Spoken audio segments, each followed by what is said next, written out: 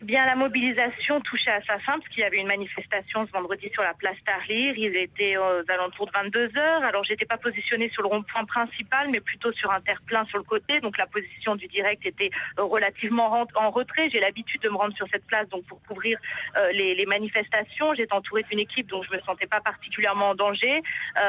J'ai attendu une dizaine de minutes, micro en main, face à la caméra. Du coup, ça a commencé à attirer l'attention.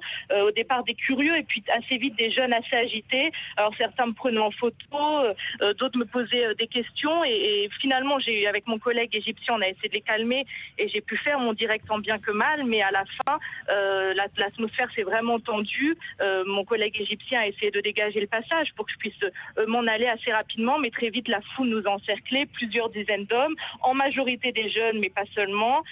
Donc les attouchements ont commencé, je me suis agrippée à mon collègue qui essaie de me rassurer et qui a maintenu mon attention pour qu'on puisse au plus vite se dégager de cette foule, mais elle est devenue de plus en plus nombreuse avec certains qui voulaient, des hommes qui voulaient nous porter secours, mais dans ces situations, ce qui est très déroutant, c'est qu'on ne sait plus vraiment qui croire, à qui faire confiance et qui suivre. À un moment, il y a même des hommes qui nous ont dit de rentrer dans un van pour nous protéger, mais on ne savait pas si c'était un piège. Du coup, on a réussi tant bien que mal, au bout de longues minutes, à atteindre un fast-food de la place pour s'y réfugier.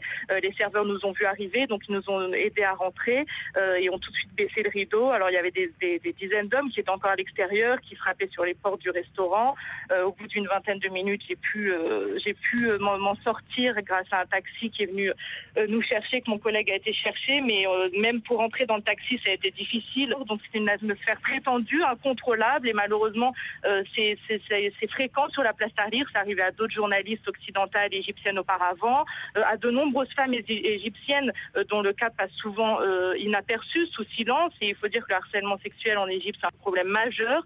Plus de 90% des femmes disent en avoir été victimes, alors à des degrés différents. Il y a eu également plusieurs initiatives de femmes, notamment par le biais d'Internet, pour essayer d'y mettre fin, de mettre vraiment en lumière ce problème. Récemment, il y a eu plusieurs manifestations et les femmes égyptiennes en font une priorité et elles attendent vraiment aujourd'hui que le gouvernement prenne ce problème très au sérieux, un problème qui est presque devenu, on peut le dire, un fléau en Égypte.